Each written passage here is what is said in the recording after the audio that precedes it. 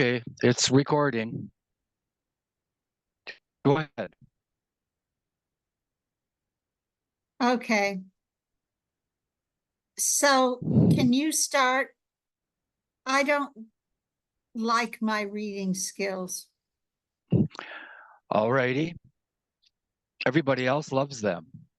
Oh, they do? Sure. The others were jumping for joy. Maybe go up one more a paragraph so we'll know what they're jumping for joy for. Here we go.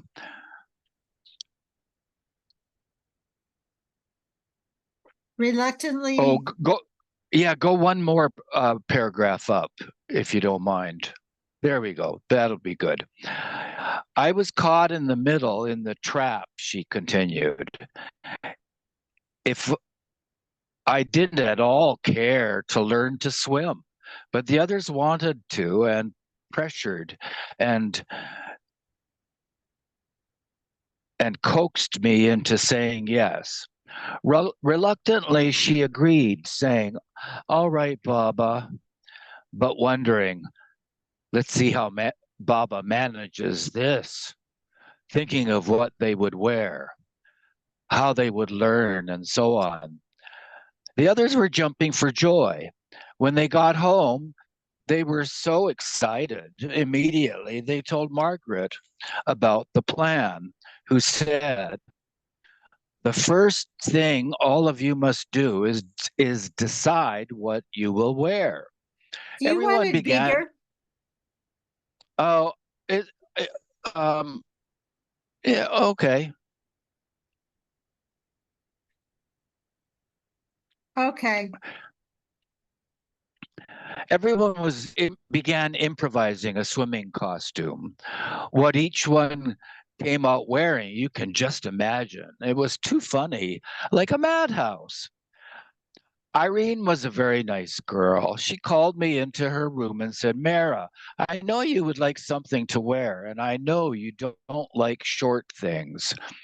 Since Mara did not wish to bare her legs, Irene brought out a pair of knitted blue slacks from Switzerland, saying, "These will fit you nicely." But as Irene was rather broad, they needed to be altered.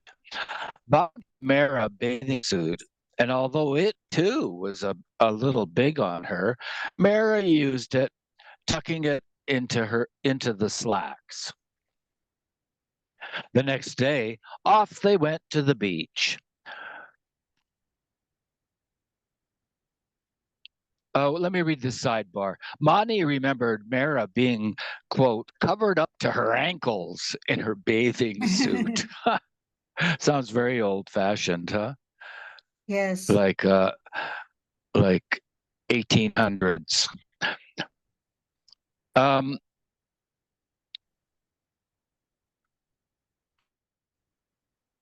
Mara got next, used to it, oh, okay. used it.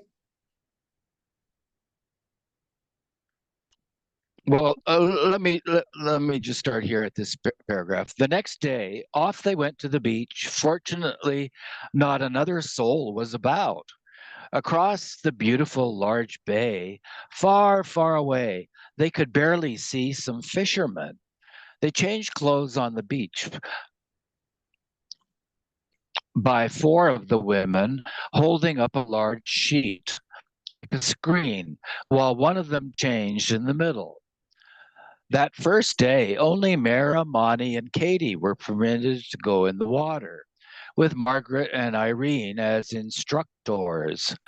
I looked like a sheep being taken to slaughter, Mara recalled ruefully. I didn't look happy at all. Cautiously, she stepped into the water and went in waist deep before saying, "That's enough. Now tell me what I am supposed to do." Margaret and Irene had laid her flat in the water and told her to breathe in and out. Afraid of sinking, she clutched and grabbed at them, but did everything they told her. What if a crab bites my toes? She wondered aloud. Nothing is going to bite you, Margaret assured her. Just think about how to float and listen to what I say. Keep your mind on that. Since it was their first day, Baba had said to come out of the water after half an hour. When they got home, Margaret told them that they must practice their strokes on land. The women got their pillows and lay down with the pillows under their tummies. We were determined to swim, Mara said. Nearly everyone was doing it. In each room, in every corner. It was a very funny sight. Mara and Mani went into their room and began practicing. The whole house has gone crazy, Mara remarked. It's like an insane asylum.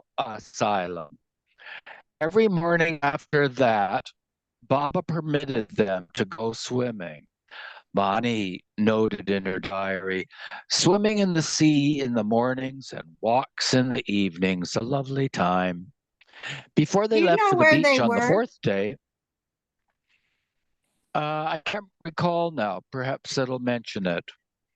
Before they left for the beach on the fourth day, Baba told them, tomorrow is the fifth and last day for swimming. So each of you has to do 10 strokes. Then no more going to the beach and no more swimming. At the beach that day, Margaret and Irene told Mara, think positively. If you try hard, you can do it. Tomorrow is the last day. Margaret was a fine teacher and gave Mara confidence. Mara was having another problem. Irene's woolen breeches became so saturated with water that they pulled Mara's legs down. She only did 2 strokes and then felt her legs sinking. The following morning, Baba accompanied them to the beach. The water was cold, but the waves were not rough and broke gently. Mara was nervous. Baba told Margaret to take her out to where it was deep, almost over her head. Mara, still unsure of herself, clung to Margaret and Irene. Irene tried to bolster her courage. Brave, Mara, don't be nervous. You know how to swim. Breathe hard, in and then out. Baba had indicated that he would clap out 10 strokes from the beach where he stood watching. One woman stood next to him to shout the count. In the water, Mara was taking Baba's name. She took a deep breath and set out. 1, 2, 3. Baba clapped as Mara did the strokes. By the 10th stroke, I was on the bottom of the ocean, she said, laughing. Margaret and Irene pulled me up. I looked like a wet rat. Baba said, very good. Now come out. You did 5 strokes at least, Margaret told her. Then you went under. But Baba gave her a few grace marks, so she passed the test. Baba said, very good, because he didn't want us to come again the next day, Mara surmised. Now it was Katie's turn. She was taken in the water, her ears stuffed with cotton wool, and she did the same thing Mara did. At 10 strokes, she was at the bottom. But again, Baba said, very good, come out. So Katie too had passed. Lastly, Mani was taken out to the deep water. She took a breath and they let her go. On the very first stroke, down Mani went. She was not able to do even 1 stroke. What happened? Baba asked. The others did it at least 5. She doesn't have her balance, Margaret explained. She hasn't learned.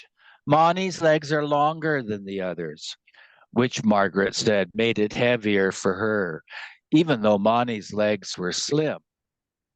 All right, Baba said, Monty can come for a few more days to learn properly.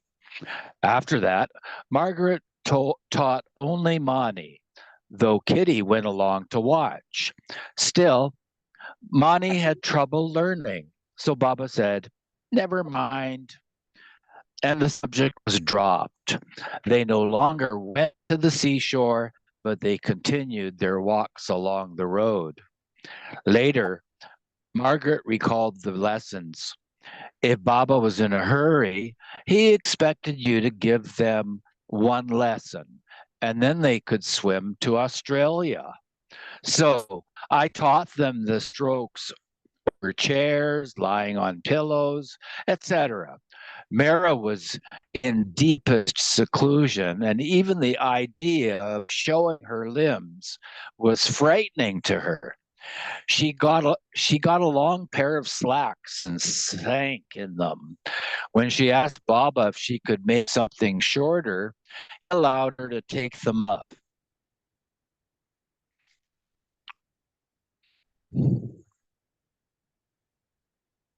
Mara had athletic inclination. She had ridden horses and had an athletic body. Monty didn't. Mara concluded, I like the sea, but if one stays near it too long, one gets tired as it becomes monotonous. I love mountains and water better, rivers, streams, and lakes. On 8 November, the group left Karwar for Belgaum by car and the blue bus. There they stayed in the bungalow of the Maharani of Savantwadi. Here, they went to Darwar on 12 November. Although their bungalow was spacious, it did not have electric lights or running water, and the well near the house was almost empty. The Mandali had to bring water from a deeper well further away, and to carry sufficient water for 40 women was exhausting work. Indu Haldankar, her family, and Sushila accompanied the group to Darwar, where they again stayed at a different bungalow and cooked the meals.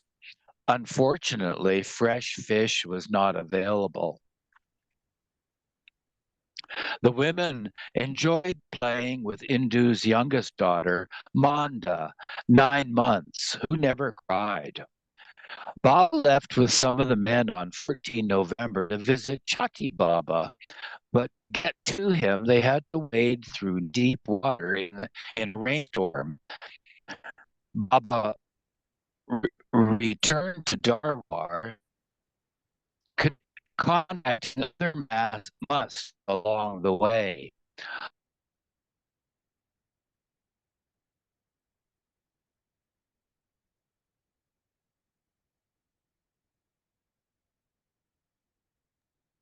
Something happened to you, Eugene.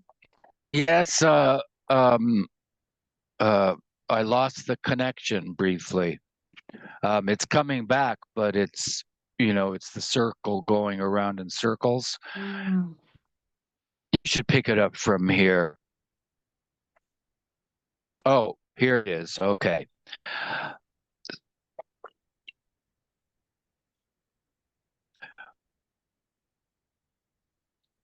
So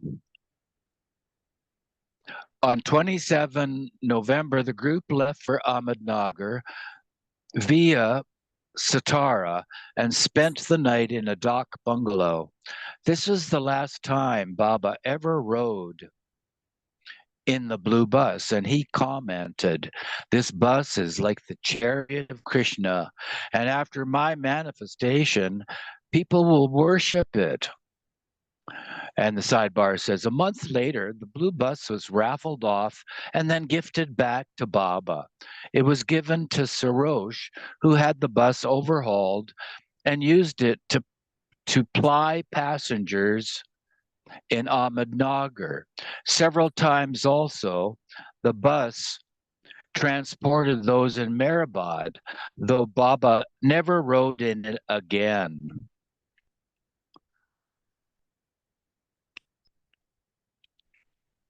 Okay. Group returned to Meherabad on 20 November. Baba continued his seclusion in the tomb, but unlike before, he saw members of the Mandali when necessary. During this period, Shireen Mai came to Meherabad, where she had an argument with Gul Mai. Hearing about it, Baba observed, "My father, Sherji, was an extremely good soul. His heart was very good, and he was quiet by nature."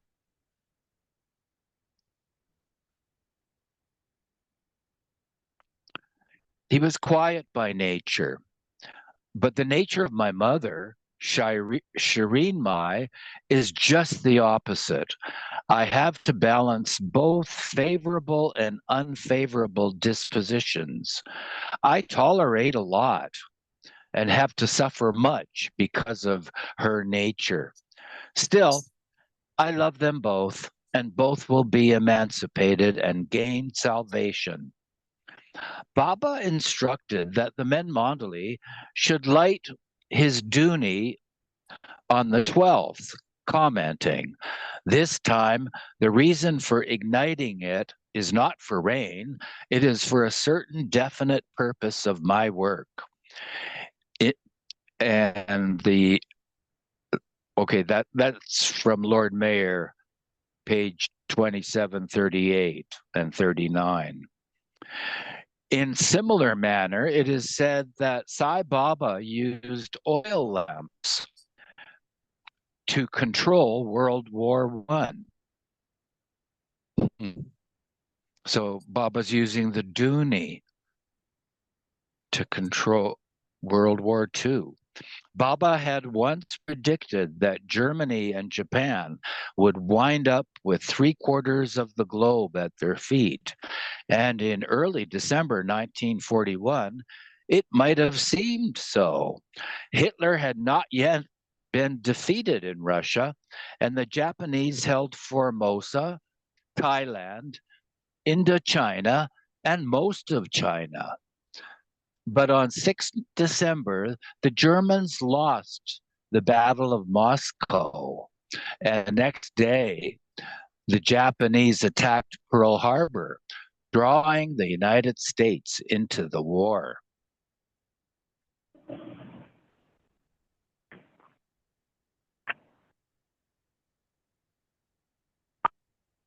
Miss Rosalie Dunphy, would you care to read now?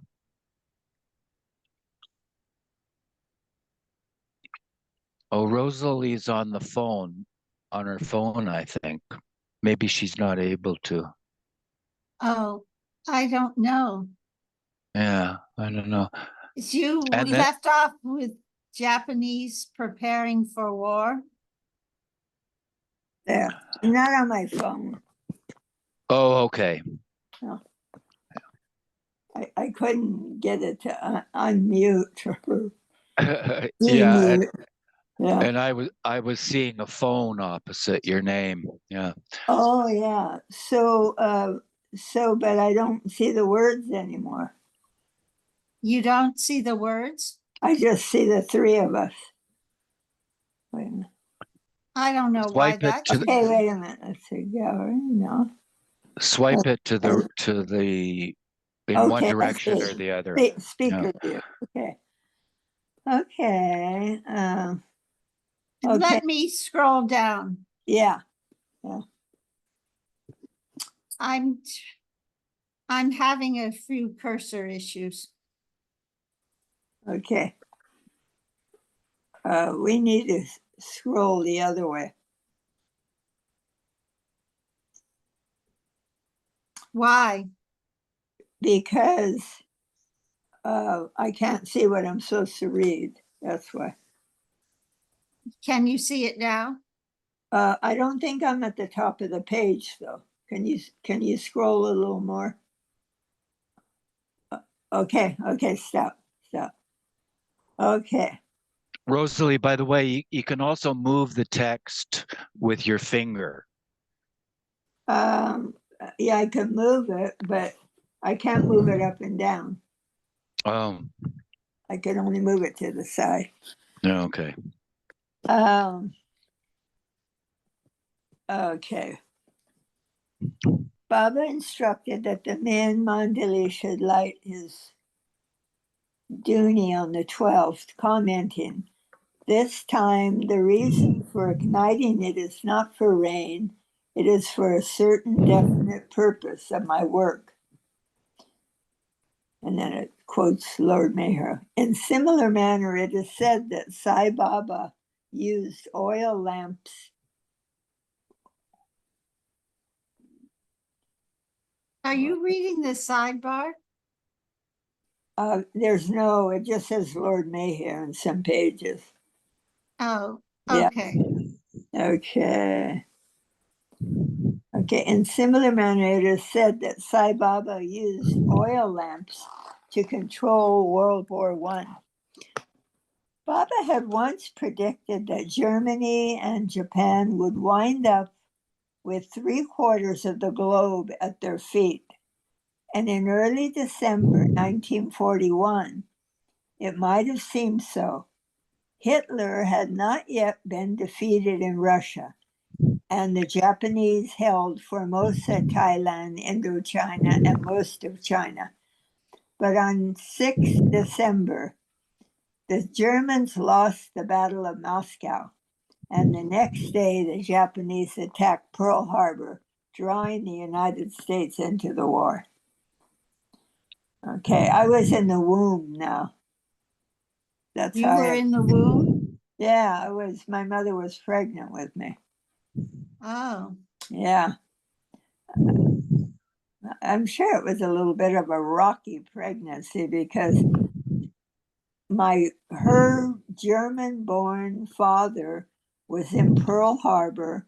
He had come to the United States, became a citizen, joined the Merchant Marines, and he was there when they bombed Pearl Harbor. He wasn't wow. hurt, but she's sitting in Los Angeles with me, and and not knowing if he was dead or what. I mean, and war was declared. It must have been a horrible time.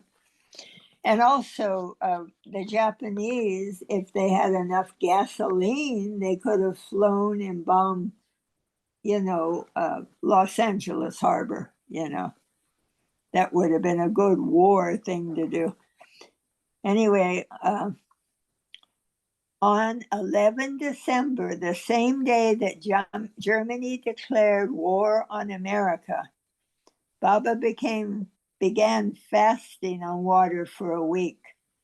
He came out of his seclusion on the 12th December, though completely covered with a white sheet, to sit by the Duni while Gustaji lit it.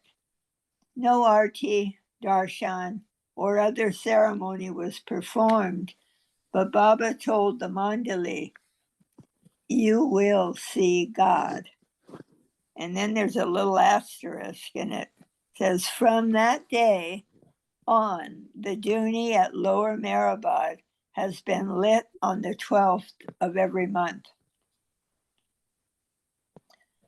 The following day, Baba was in a good mood, and that evening he took the women to Ahmednagar to see a movie. Goher, who was in medical school in Bombay, arrived with a fellow student, Khorshid Namdar. And then there's this little dagger. Khorshid Namdar Pasricha is Meherji Karkarya's sister-in-law. I knew her. She's passed away now, but I knew her in Los Angeles. Wow. And they were permitted to stay at Meherabad for a week during their Christmas break.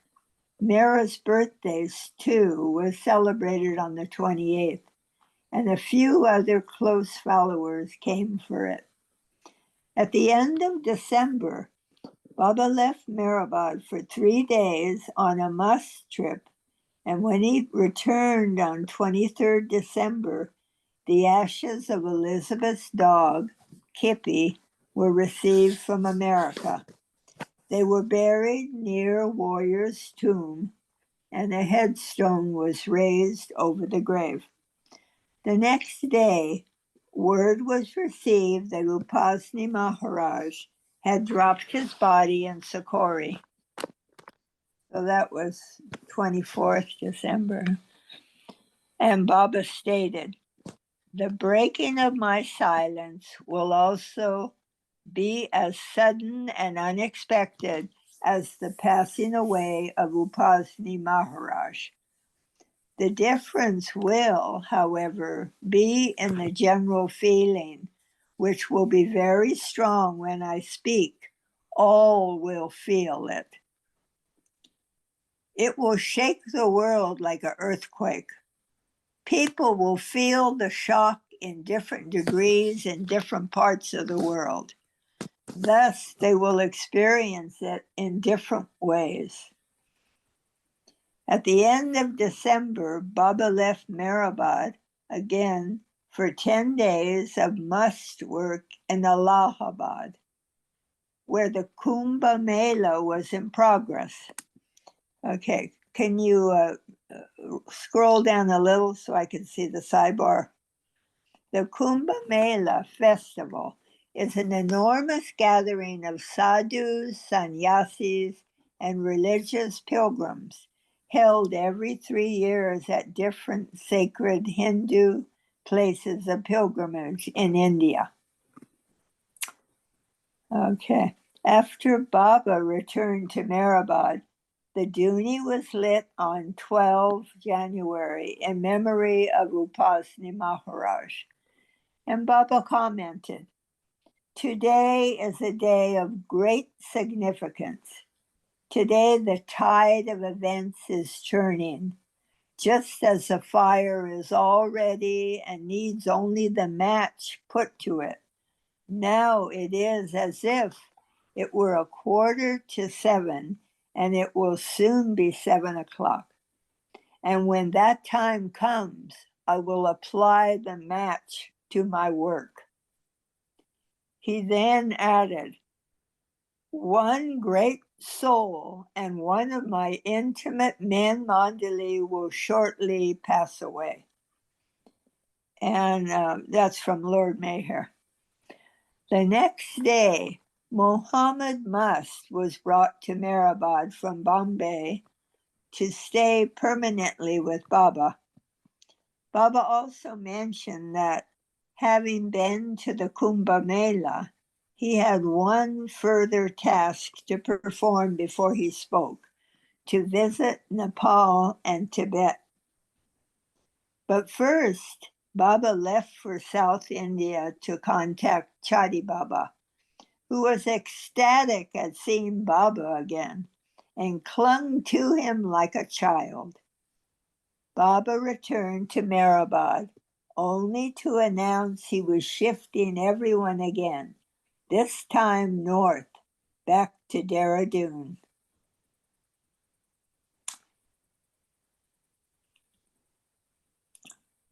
Meher Baba, an announcement. In connection with his work for the spiritual upliftment of the world, Meher Baba has instructed his disciples and devotees in India and abroad to observe fast on one meal and tea twice every 24 hours from the 1st January 1942 to the 15th of February 1942. Water to be taken freely. Meher Baba would like all others who can and want to share in this work by observing fast as above. Publication Committee, the Meher Baba Universal Spiritual Center. Okay, I need a page. There's a picture. Well, look at Mehera with an axe. Wow. And that, who is that next to? Nagu. Mani Oh, Mehera. that's her sister. Wow. Yes. And then Mani and Mehera. Wow. Meru Nagu. Nagu. Wow. Too bad we don't have films of those plays they did. Yes, I know. Threat of attack.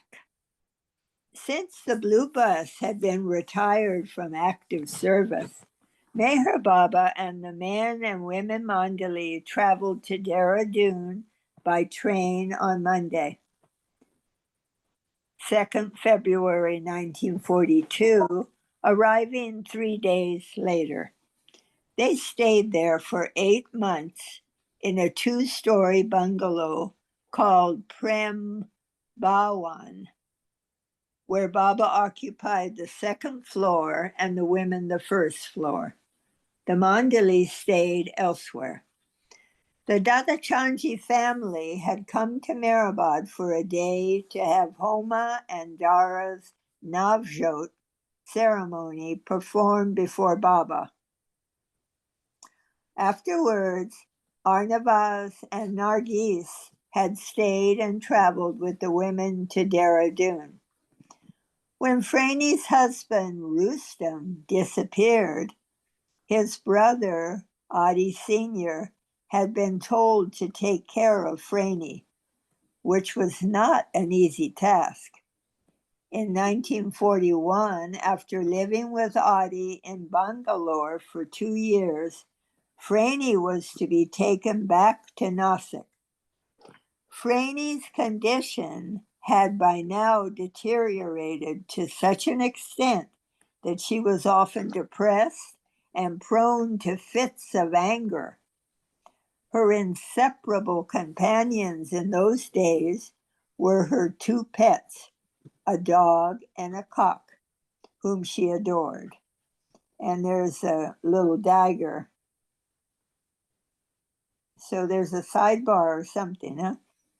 The little I don't dagger. see it. Oh, it's down below. Can you raise it a little? To interview, whoop, the other way.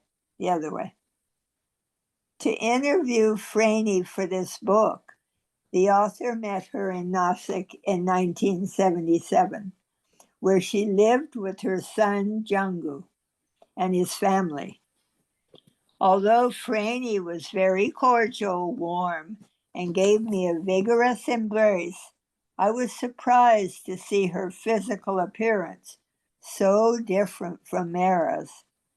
Whereas Mara was always so neat and tastefully attired, Franny looked emaciated, weak, and aged beyond her years, with lines of suffering etched on her face. From the simple clothes she wore and her untidy, dingy quarters, one could surmise that she had little interest in life. By the time I met her, she had become much calmer, but Rustam's disappearance was still a source of trauma. "What do I have to live for now?" she said, more as a statement than a question. When Rustam was here, he would fix a broken window in half an hour. Now everything is falling apart. After relating a few incidents about her parents in childhood, Franny expressed her disappointment that for all these years, her sister Mera and her daughter Meru had not come to see her. Mera, of course, had been ordered by Baba not to communicate with Franny. And besides, Mera was certain that Baba would take care of Franny and her family. Meru explained, Mera in her life with Baba was quite separated from these family events. though she knew of her sister Franny's mental state. For Mehera, being with Baba and obeying him was what mattered. She knew that Baba's care and Nazar were on the family. We Do have you want to go back? Yeah, we have to go back. There's more. Okay. At times, Audie said, anyway, it says her inseparable companions in those days were her two pets, a dog and a cock, whom she adored. A cock? Wow. At times, said Audie, she would get up in the middle of the night and just leave. She kept a big fat cock in her room and a big dog. She would wander off with a lantern in her hand, the cock under her arm, and the dog. Wow. We need another page.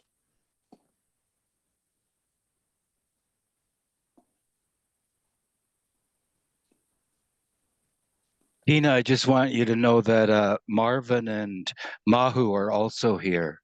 Yes, I saw them.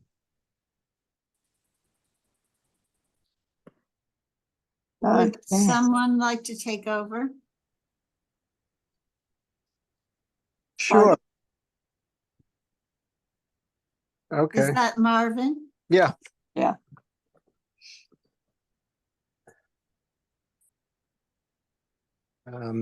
Once she went like a ghost. Yeah. Once she went like a ghost into our Indian Christian neighbor's house. The servant found her and brought her back. I had to lock her inside. Franny did not want to leave Bangalore. When it came time to depart, she refused to come out of her room. Since the train was about to leave for Pune, Adi went ahead to the station, leaving Falu to deal with his mother, who had to be brought forcibly. She carried her cock with her into the third-class compartment, Adi continued. Just as the train was about to leave, the cock flew out of the window. Luckily, the servant boy, who was standing outside, caught it in time. In the compartment, the cock crowed night and day. At Pune, Franny refused to get down from the carriage to change trains. It took all of Adi and Falu's persuasion to get her to come down. Along with personal and familial conflict, the conflict between nations came home to India as well in 1941 with the Japanese attack on Burma. Rangoon was heavily bombed on December 23rd, but the main attack was launched late in January 1942 with troops from Thailand. The British defenders fell back on Rangoon, and it was feared that if this city fell, which it did in March, the Japanese forces might invade Calcutta. Fortunately, this did not happen, but the situation was serious. Baba called Rano to ask whether she wanted to return to America. Surprised, Rano asked, "Why would you ask that?" Baba handed her a cable from her brother, saying that if she wanted to leave, he would pay her fare. The American embassy had also sent a telegram to inform her that the last boat to the west was leaving Karachi soon for any Americans who wished to depart India at this time. Rano tore up the cable and told Baba that she had no intention of going back to America. In Dehradun, Baba gave the women copies of a pamphlet about the divine theme and told them to meditate on it for half an hour. Baba asked, who understood it? Everybody was quiet. He turned to Margaret and Rano, who also did not reply. So he gave a brief explanation. About the war, Baba asked Rano, why does America enter into war? And then he predicted, India will get its independence. India has to play a great role in leading the world spiritually, and in order to do so, it must be free. At the time, independence from England seemed an unlikely possibility, but 5 years later, it did occur. Now, there was a whole thing on the bottom of the page before. I think I must Yeah, have. and we're not really following your reading with text. I guess the text is not there. Well, let me read there was I missed an asterisk or something, but the bottom Yeah, of the there was an asterisk. yeah. Yeah. So the asterisk says, according to Baba's wish, Mero too, though she loved her mother, seldom communicated with her family, except when Baba desired it. After joining the ashram, she did not see her mother for nearly 40 years. We read that already. Oh, you read that already? Yeah, because I read it. Okay, so Quite back to It's 5 okay. He can read it again. It's short. He can read it 20 times if you want.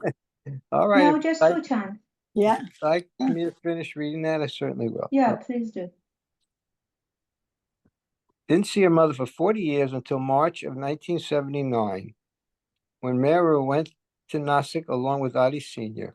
She carried a few photographs from Mehera, along with the message that Baba was the only real one and to take his name.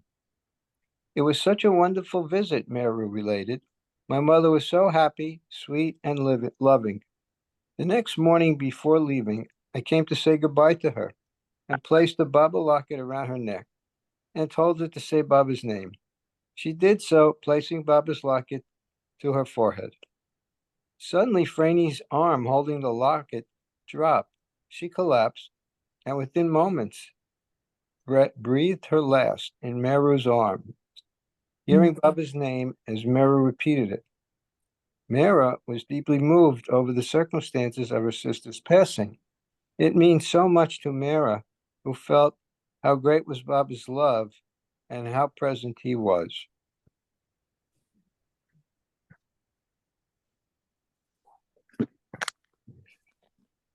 Don, on leaving from the army, came to visit at the end of February, and along with Chanji, spoke about the spreading violence, especially in Java and Burma. Each day, Baba discussed the war and politics, dictating messages for his followers, as well as for prominent Indian and British statesmen, which were sent to them later. On March 12th, he observed, Roosevelt is good, sincere, and capable. He came to India and stayed in the same houseboat in Kashmir that I occupied in 1933. The owner himself told Narina and the Westerners this. Good at heart, he wants to help and does, but he has to face great odds in his country too. Sidebar, the houseboat owner was mistaken. According to his biographer, Franklin D. Roosevelt never visited Kashmir, but perhaps another Roosevelt did. But with all this talk of invasion, Baba said that the women should be given some basic training to defend themselves, should the need arise. So while Don was still present, Baba called Margaret into the room. Margaret remembered. Baba was sitting solemnly one day, and Don too, overreacting to the war news, when he called me and asked what I knew about protecting myself. I said I knew the usual things, where to hit people, how to trip them up, a few things like that. Then he said, well, you must make a plan. If the Japanese cross into northern India, they'll come here. So you have to devise some sort of protection strategy for Mera. Of course, it was a joke, because how could anyone protect anyone from soldiers with guns?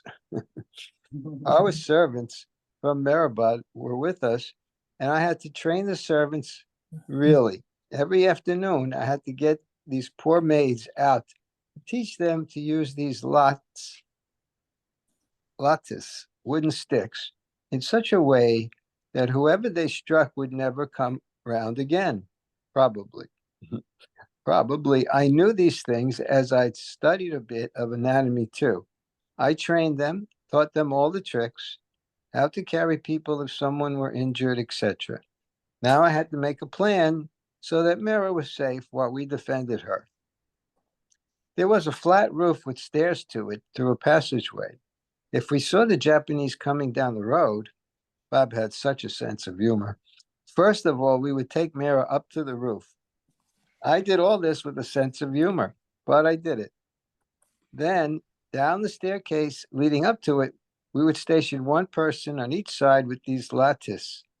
They were to hit the Japanese, who would never fire their guns, of course, on the head as they came up. These were Mehera's defenders. Some more were stationed at the bottom of the stairs. The lattice were actually dandas, or cut-off walking sticks with rounded handles. The women never loaded the tips with iron to make them deadlier, as someone suggested, because Soltun took it so seriously that they were afraid she would hurt someone. Margaret continued, but there weren't enough lattice to go around, so the others were given pepper pots, which no soldier would be able to stand it if it got in his eyes. It was the only thing I could think of. We rehearsed all this nonsense. Mehera actually went onto the roof. Then all of a sudden, Baba stopped it. Immediately afterwards, in the neighborhood where we were staying and in other places, British citizens were attacked in post offices by people armed with lattice, presumably over demands for Indian independence. Margaret concluded, perhaps this was one time where Baba was making preparations or working something out in the ashram which had global ramifications. Baba's arousing the fighting spirit in the docile maids and secluded women of the ashram did not end with just training them in the use of lattice and basic self-defense for their own and Mehera's protection. He also wanted Margaret to have a real weapon, a gun. On 12 April, he had her apply for permission to keep one, though it was never procured. A letter. To the District Magistrate of Ahmednagar, Sir, I am an English disciple of Sri Meher Baba and have been in India for about 2 years. I live with a group of English, American, and Indian ladies who are also disciples of Sri Meher Baba. The group of lady disciples has to live separately and is independent of the group of male disciples of Sri Meher Baba. I intend to possess a pistol for self-defense. As the lady group being alone, it is considered desirable to have a weapon with me, considering the probable future conditions of the country. I will therefore be grateful if you will grant me a license for a pistol for British India. I am sending this application through Mr. J.D. Karawala, Extra Assistant Commissioner of the CP Civil Service, and Khan Bahadur Kashkuru S. Irani of Ahmednagar, both of whom know me well. Yours truly, Margaret Crisp. I know Miss Crisp personally. She is a cool-headed, intelligent, and educated English lady who can safely be entrusted with the weapon. I have no hesitation to vouch for her high character and noble mission in India, where she has been an exemplary disciple of Sri Meher Baba, the well-known spiritual master of Ahmednagar. I strongly recommend that Miss Crisp be granted the license applied for. End of the letter.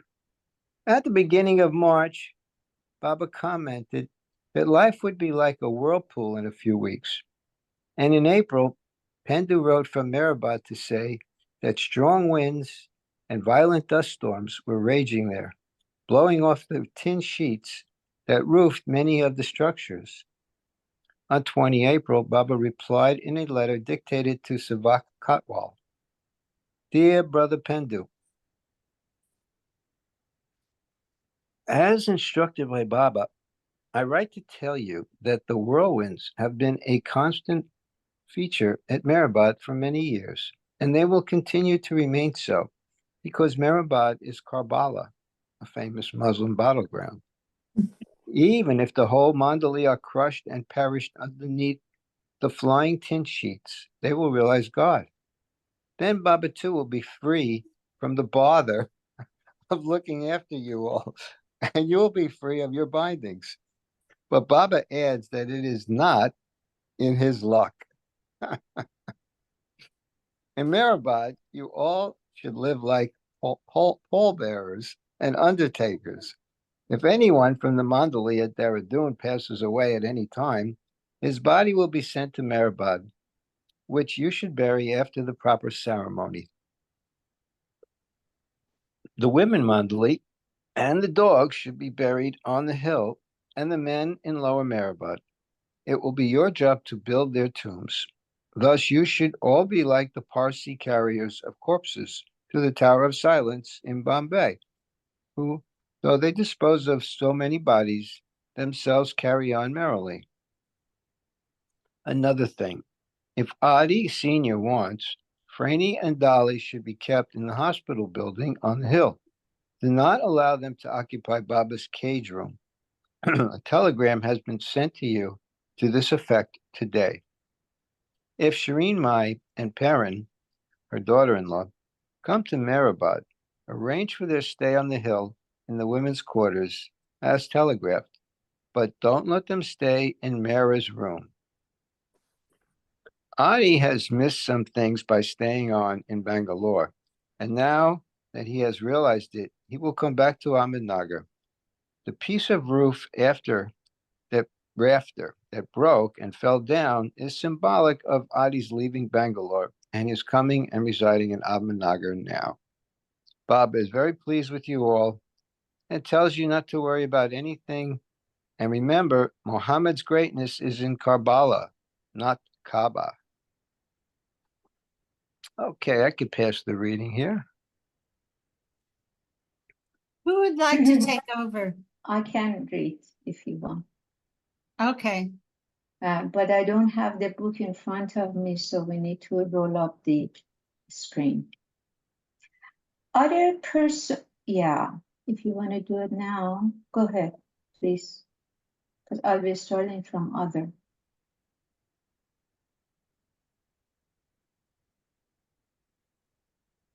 Where do you want to start from? Other. After this letter is where we will start again. Go ahead, please. No, you got to go through the letter. I mean, I can go bring my book. I want to get it where you want it. So roll it down instead of rolling it up. Roll it down a little bit.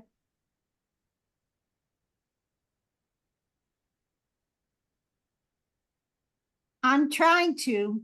Oh, okay, sure. Yeah, it's coming along.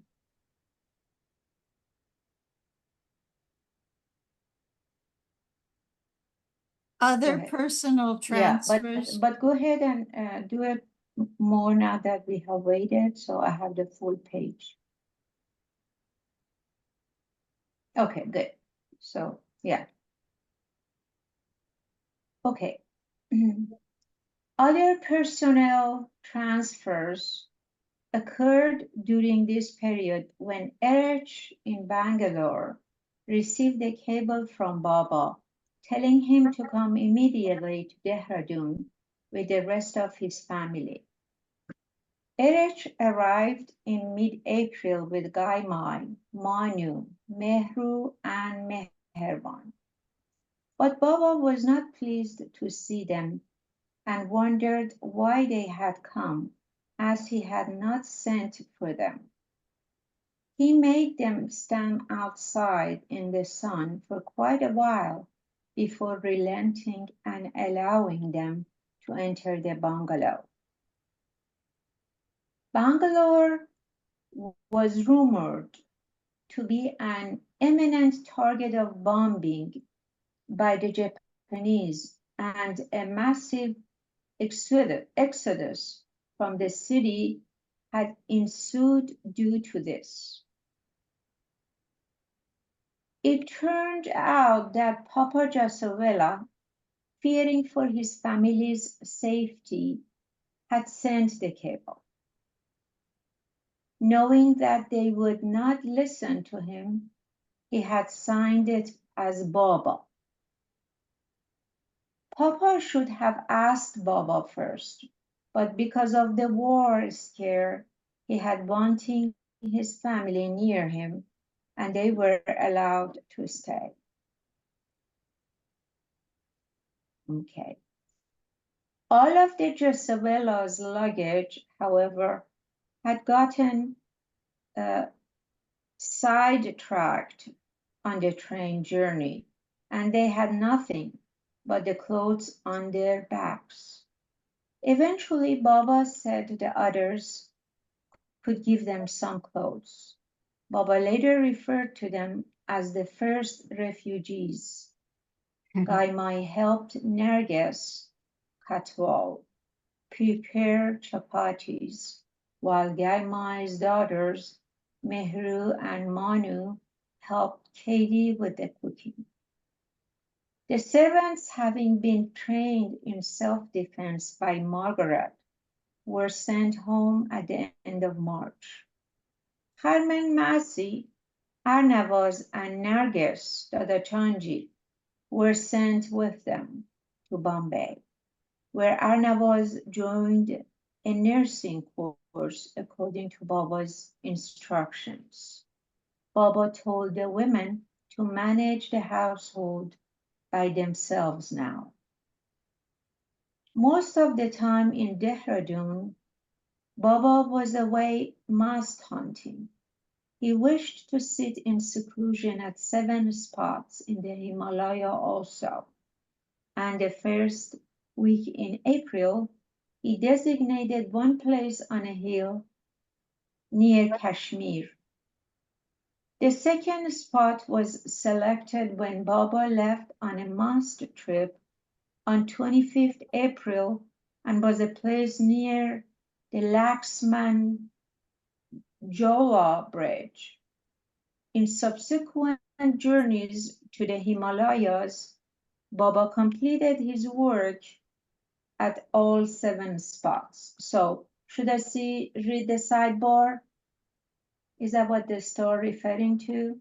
You want me to read the sidebar? It would just be easier because it's hard to scroll it. Yeah, sure. Please On do April that. 1st, 1942, a daring bomber raid on Tokyo was launched from an aircraft carrier. When Roosevelt heard the news, he said that the planes had flown from quite a different place. You know, we have an airplane base in the Himalayas, he joked, at Shangri-La.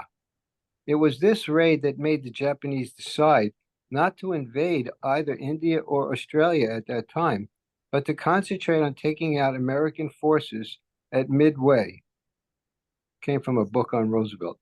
Roosevelt named the Maryland presidential retreat Shangri-La, but it was later renamed Camp David. Go ahead. Wow. There's nobody like Roosevelt in the history of America. Okay. There's some more Oh, to it's the actually, sidebar.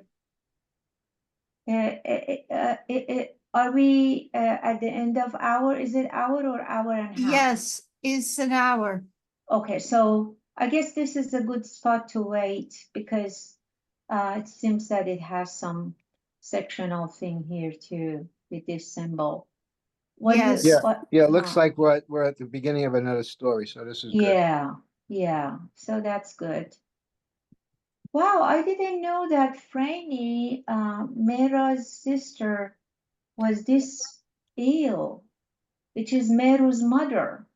I had no idea, and she looks so beautiful in the pictures, but hey, who knows? I didn't know it either, Yeah. but I heard something about it. Uh-huh. I'm going to end the meeting now. Sure. Okay, Avatar Meher Baba Ki Jai. Avatar Meher Baba Ki Jai. All right, J Bob, everyone. Bye-bye.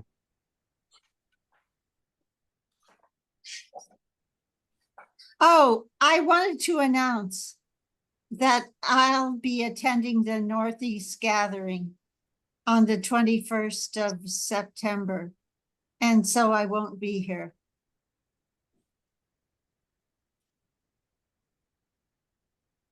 Did you hear that? Are you still going to have the meeting? Someone else is going to host it then, Tina? I don't know. Is somebody going to volunteer to host the meeting? Oh, well. Well, I'll take that under advisement. It was good. Good to listen in. Thank you. Jai Baba.